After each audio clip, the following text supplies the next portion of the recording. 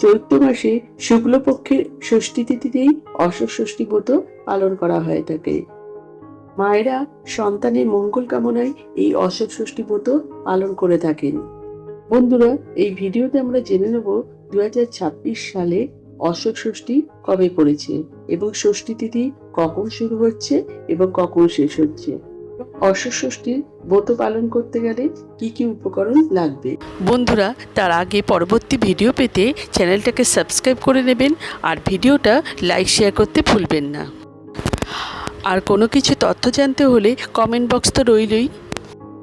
2026 সালে অশোক ষষ্ঠী ব্রত পড়েছে ইংরেজির 24শে মার্চ 2026 সাল, বাংলার 9ই চৈত্র 1432 সাল মঙ্গলবার। অশোক ষষ্ঠী তিথি শুরু হবে ইংরেজির 23শে মার্চ 2026 সাল, বাংলার 8ই চৈত্র 1432 সাল সোমবার রাত্রি 9:37 থেকে।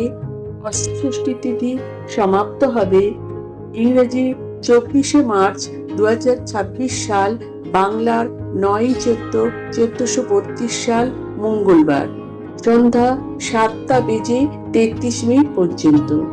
এবার আমরা জেনে নেব অশোক ষষ্ঠী ব্রত করতে গেলে কি কি উপকরণ লাগবে। উপকরণগুলি হলো 6টি মুগ কলাই, 6টি অশোক ফুল, কাঁঠালি কলা, লাল ফুল, দই, মিষ্টি ইত্যাদি। অশোক ষষ্ঠী ব্রত করতে গেলে দই দিয়ে গিলে খাওয়ার রীতি আছে।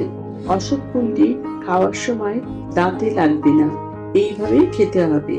একেবারে গিলে খেয়ে নিতে হবে, দাঁতে লাগলে অমঙ্গল হতে পারে। এই দিন লুচি, পরোটা এবং নিরামিষ আহার করতে হবে। আমার আজকের ভিডিওটা যদি আপনারা উপকৃত হয়ে থাকেন তাহলে লাইক, শেয়ার এন্ড সাবস্ক্রাইব করবেন।